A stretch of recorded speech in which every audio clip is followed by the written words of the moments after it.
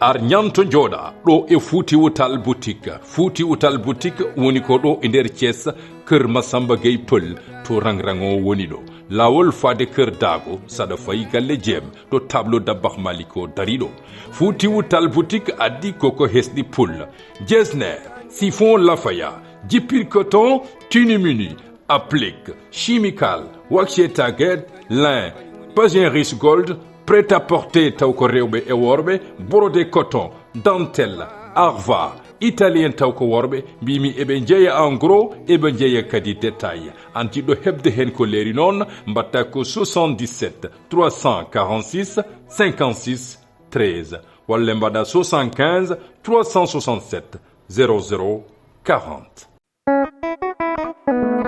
ya do be jaar ko li di nandiri diwdato yo pune dilale funage nage funage nage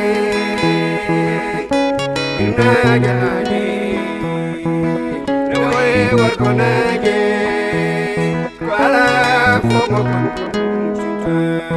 kilo dali samba dado noli go yara ibubel itani unyo benewi mini kono nan mi ko kilitan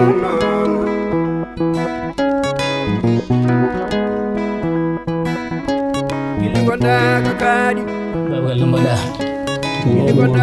ada selli tamdon baday tampere masallah jamoni mawdum babgal holko man mami aduna babgal ko mi gujandom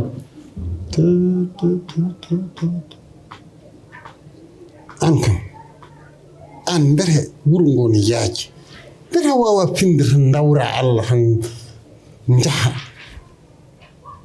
kadi min ay gallam mo ngarata tan da yata teppe duuf ko waranma ko boyat wardem boyat maayde metti kadi min jidirda gallam mo ni ada natanada na ma ardo gol lawol a hotirta koyde ma sabu min war ya bismillah babgal hande sa gasni haajuma yo dakko hande adnata gallam hal haaju e hedum hem gayen ngodo hedim babgal mi wujjanani mo mi fenanani mo mi waranani mo kidel gotel melno wadde ad andi ko min jamno yasin nde garda itumi jungam jarum sesa jabi a ittani jungo de handa ittani jungo handa ittani aronkura to jida hamin dardi darda an ma darda yasin e aduna ma e moji yewda kangal mawo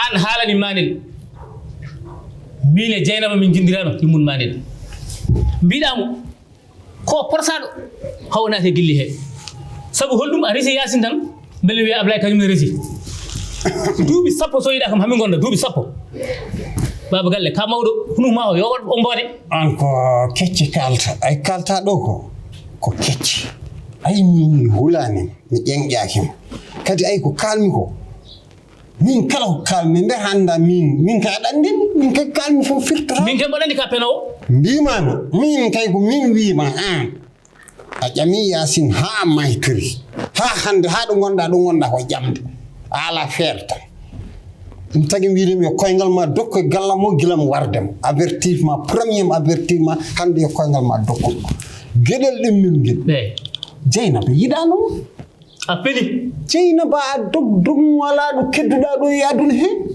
duubi sama amin desondiri appeli ma jinnabe mum kureji mum pop ndendi kade mum hayndi hurtoy ro ko bojji cimce Jeynaba wari dum ko mettema sabu ada wonde gorko yidama ada fina ada yeso makko kadi ko gorko ko yahara ko mo hay dara hen mojjani rewani Allah jokkani endam Jeynaba kay wari dum tan ko metti wona ene gasnan wona wiata gasni ma Jeynaba gasnani faddi tan ubba mettema baba galle appeli mo param ay ko mena hulani ko min hulani furla bodar galle ma mi wadi ma avertissement de andi ko jomwuru neddo fon wore jomwuru ene wada avertissement an non ka jomwuru mo anda ko yahra kala nde nattuɗaɗi kon pel alade min jomwuroji ko laabi ɗiɗi men mi gagnade koyngal ma kalde heddi ko fof min gagni à partir de aujourd'hui à partir de hande koyngal ma yo dokkuɗo nadde galle o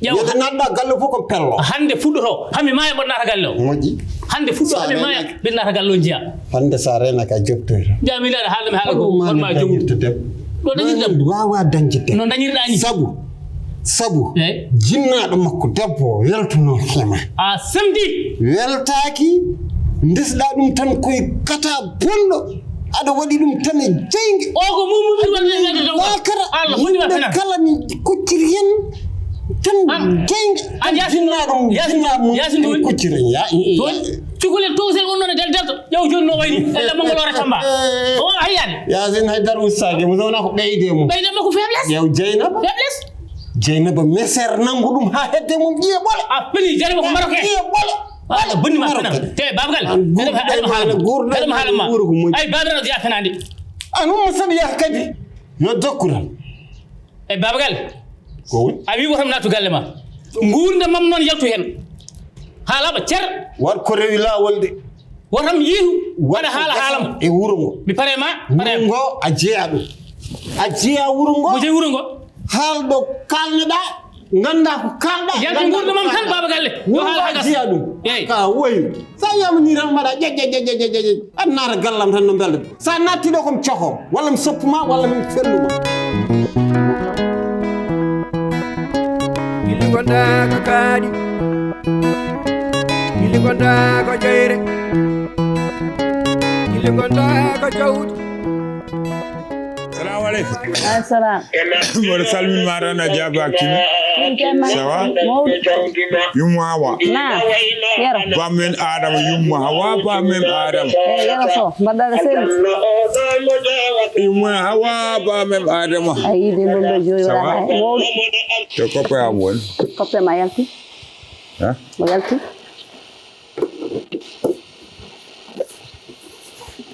Hande ko radio ngatu dahar. Ko radio am. Wallahi. On yimar hen dan ko jolfu.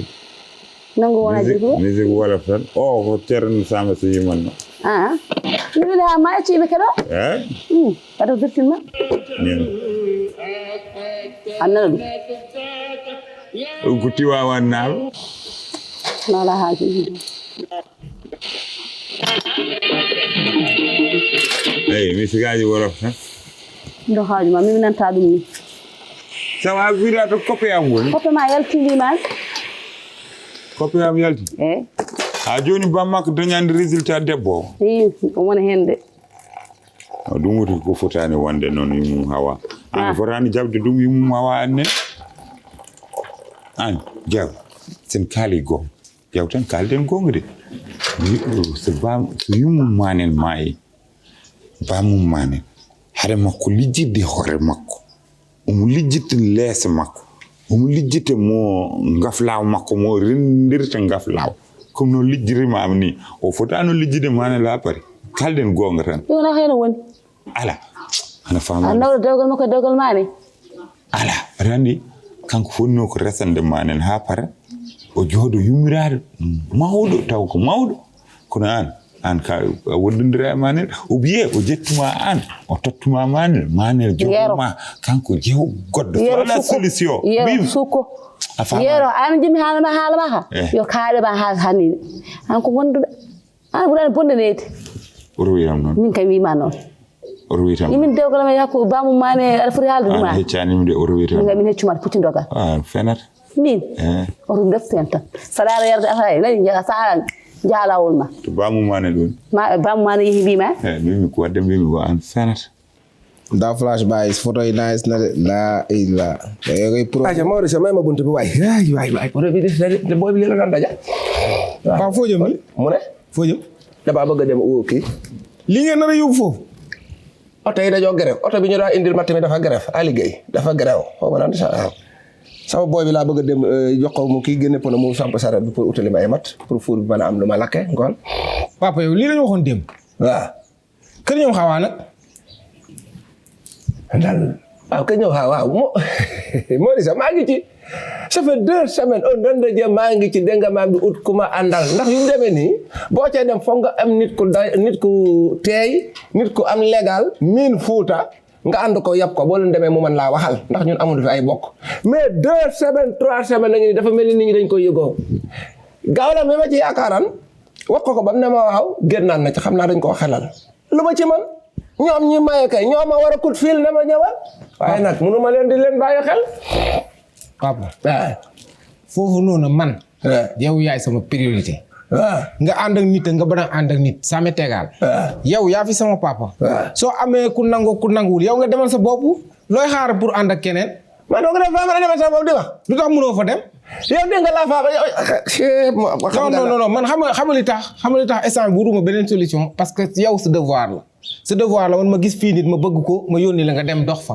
ki nga àndal ki nga du àndal kooku yow la mais bu fa kenn nangu tamit yow yaay sama responsabilité demal ñu gis ne kii mooy papaay Mor wala da nga bëgg ñuy hésiter yow yaay sama papa wala doo ma sa papa c'est ta responsabilité assume demal. c'est ta responsabilité waaye nag xam yoon de.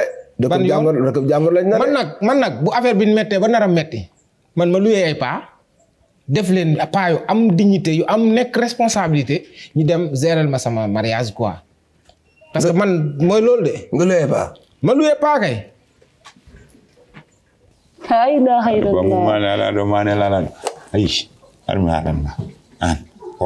joni o maya omon dari ko kombal maya an ka cukle aya ar resindire mak an sinno ka dimo gonnoda a wiyanno bamu mane yo serma so serima ndesundira ma ajom hagil hadi haluji ajibinani boccani makko gasi on nati wa kaguma boccani makko gasi wala kaldu ay gortude kombal maydo ko jinmi an gonda haala haggile ana bonnira but haaluji ma din but haaluji ma din but a rewata han cum a wardo alan man wuro ngo be bullay kanyum zeran ma pasir la ilaha illallah ko haal wuro ngo bullay zeran ma pasir ba mu manal naywi an kaman de sarete tan ni sama ha warga ko barla tam ne ni hol bullay ni bande bullay anda bullay or foyam dem bonda bullay gardien école anda do ni bande ko tuet anda école akrama ala anda école yero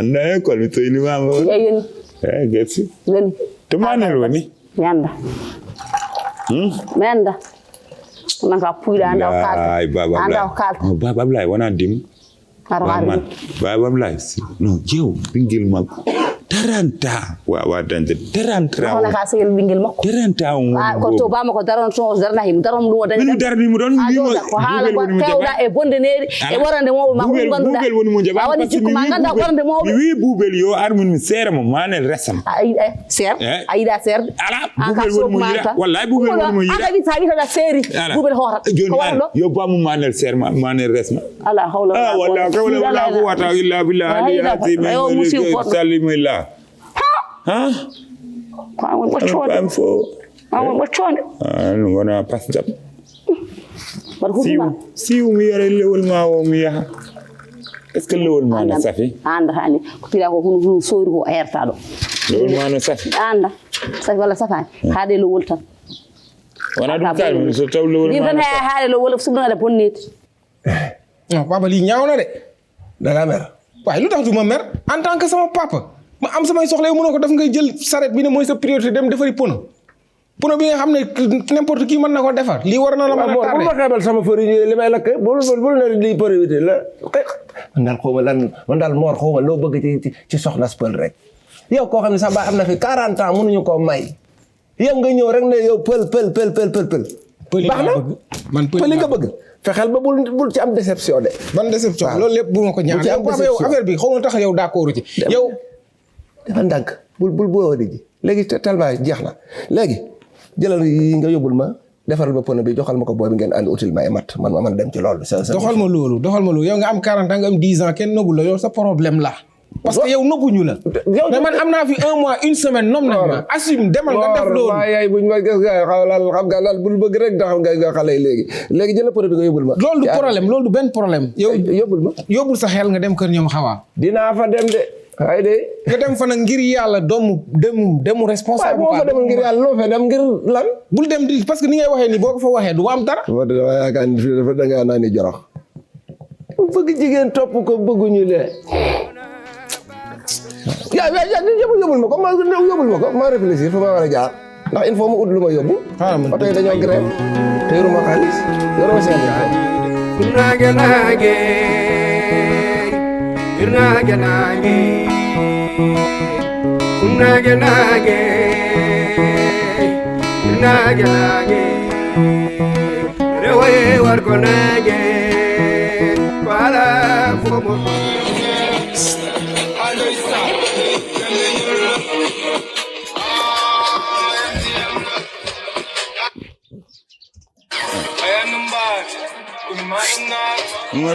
min ba gopi ko min bari dum haaj ayano ma ko matam na min ba gopi ko min bari dum haaj ren fittude ham ren gima fittude ham ay rapport américain wuji lu ko rapport matam ayano ba mar ko matam na min gopi ko bari dum haaj ayano ba mar ko matam na min ba gopi ko bari dum haaj ayano ba mar ko matam na gopi ko bari dum haaj kon ni fa yag ne ngurlo ray sande san ne se ngurlo ayano mam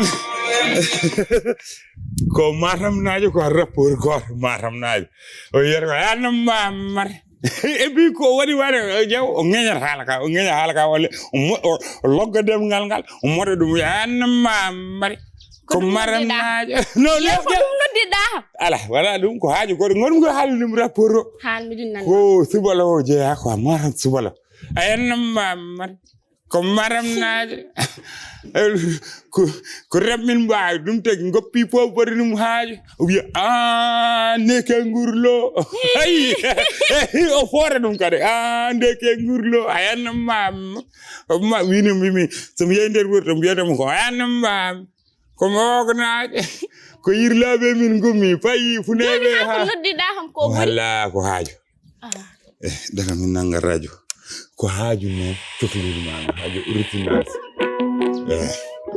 ndeysaan yaro a haala ɗon mi yahade ndeysaan ko ñañoori won ɗon bon yimnamdade an asimi e ɓuuɓel holgonto hen jeewa par ce que ñanden manel ko pose kam kesilowo mi wawa jabaade kesilowo par ce que sahaaji mbiyami ko asimi won jeew sahaaji mi wi ɓuuɓel won jeew la ilaha illallah kon yaro an selli ko woni mi anda hol yo wonde hen jeew mi jattore joni aɗa wiyama aɗa selli baba ko woni komi namdidoma sa wawa haalandemi hol gonɗo hen jeewo joni fan mi namdoma an woni gorko mabɓe hol gonɗo wonde gorko mabɓe joni an minema hol fodɗa hen wawde andude hol yo woni gorko mabɓe hol yo wonde hen jeewo kay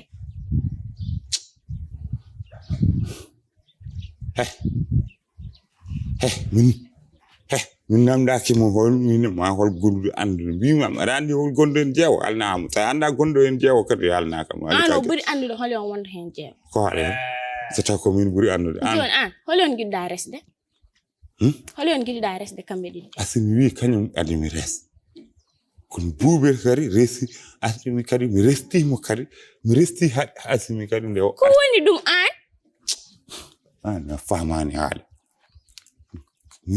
asimi mi resinimo koriwar garmi ɗo resmi buubel ga buubel woni jeewo ɗo asimi woni jeewo koriwar joni kamɓe fof ɓe kawri ɗo hol gonɗo hen jeewo joni ɗo e koriwar fof hol gonɗo hen jeewo joni halo mbimi an ɓuri andi ko buubel woni jeewo buubel wona jeewo joni andi no matten an noddat ɓe kamɓe ɗiɗi ɓe fof nannoɗa nden kam ma andu ɓayde min mi anda ana anda nden ma andu nodduɓe ha par namdoɗa ɓenen Are dilli na radio mo sa yandi ni dum ay bar radio ko toni dul ko yaaf mi si toni radio wali hay o hali miiju non noddi goto samdo dido ko wadde réunion fam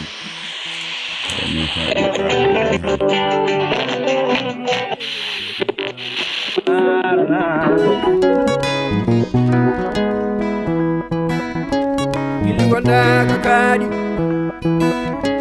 Gili gonda ko jeyre Gili gonda ko jawdi O waye wonde fo woni tanide ɗum ko kirri galle abde samba letto baye ti kono yale bergerie qui s'appelle les samba letto ba c'est les hirni C'est quoi Hizbe? O anda samba letto ba ko min andi saɗa yewta ɗiɗon ko min jewtitta ɗum somi yewtidani e makko ɗum non andi ko ganduɗo ko Abou Djouba Imar omo andini o Abou Djouba Imar o andani ba ham Abou Djouba joni somi changé poste o somi changé poste o nanga radio mabɓe eyyi mi deƴƴi he woppu Abou Djouba o mi deƴƴi mayo soyɗima ko yigata beeli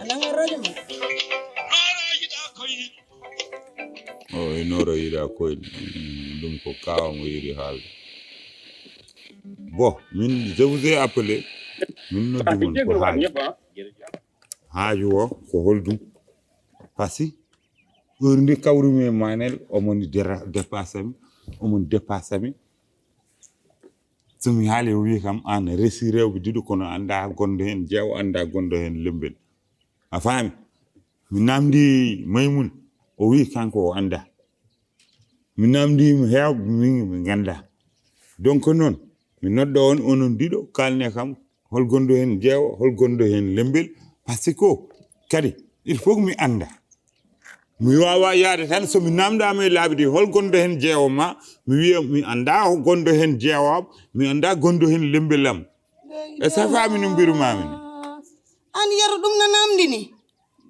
hol gondo jeewo e lembel no namdini namdina ko namdi ɗum hol gadiɗɗo e galle he hol gadiɗɗo hol tawaɗo mi namde tan hol tawaɗo ha ko an tawa min tawa waɗde kay gasi aɗa namɗo ko taki association jewɓe fof mbaɗi association ndewi caggal wona gonmi jeewo ko ha heccanki nde kaldanmi e ami e téléphone ma o ɗi nen Aissata Gaye o ɗi Babou Maro no amin kaldanmi e makko nde wona koye téléphone ma o wi kam ko min woni jeewo yami cooɗo place am mi régla kamɓe fof konkoye sehilam makko fof ƴeneɓe kebbe en kam fof aɓene caggal Allah caggal sehilam makko fof ne beltini Allah ne beltini tu le comprends Quoi? Moi, je n'ai rien compris. Je pensais que vous discutez entre vous deux. Non, c'est non, c'est les discussions de trois. Toi, c'est les trois personnes qui les discutent. On discute de quoi? On discute de, voilà. Parce qu'il y a mon copain là. Le copain Manel, tu connais Manel, mon copain là. Le meilleur ami de moi là, voilà. Mon meilleur ami, il a dit que moi, tout le temps, on se sicane des mots.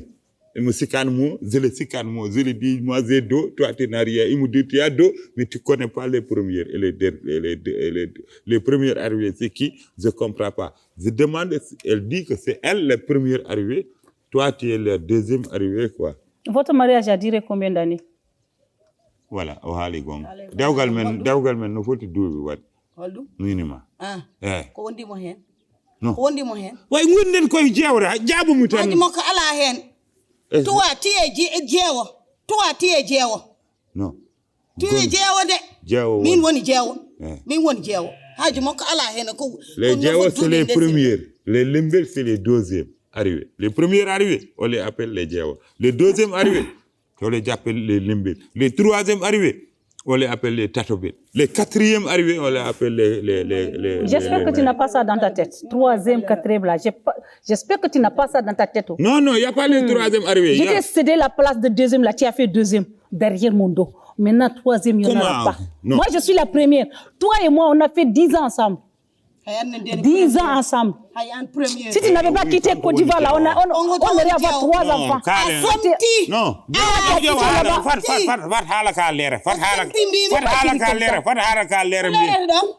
Parce que kanko min mi yehino Côte d'Ivoire. Bon. Mi ñami Côte d'Ivoire, mi resimo nden mi andama. C'est vrai parce que je l'ai épousé kanko mi andama. Après ne ngarmi do taw hakkilam wirnima seed a faami ndesmami an yaro dewgal ngal parce que ana ay goto nobano min koroje ma ganda dewgal ngal tinani dewgal ngal ganda mane kumda dewgal ngal biya konko woni jeew yaro kanko woni jeew an woni lembel jona natti wurade joni ka lelido an ka lelido portuda moy c'est toi le premier c'est le deuxième arrivé ça ne concerne pas elle sait très bien que c'est moi la première. Voilà, ko halan ma ko gong. Mi no woni jeewo he toi tu es jeewo. Tu sais ce qui est ton problème. Même la place d'une maîtresse là tu ne peux pas gérer. Même la place d'une maîtresse tu ne peux pas gérer. Mi woni jeewo reglu. Tu te fais des tirs en première, deuxième, troisième comme ça. Toi tu es folle même. Anka gorko dendido.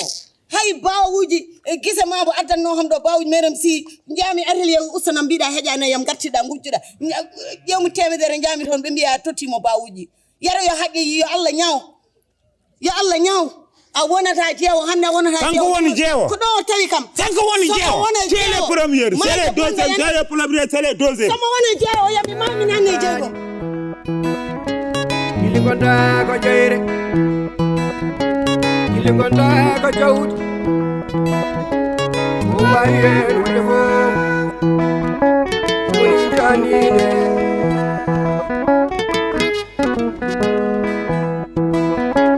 ugal wi ko kañum woni jeew asimi wi ko kañum woni jeew ko waawi hen wonde fof kiliyero ene poori kiliyero ene poori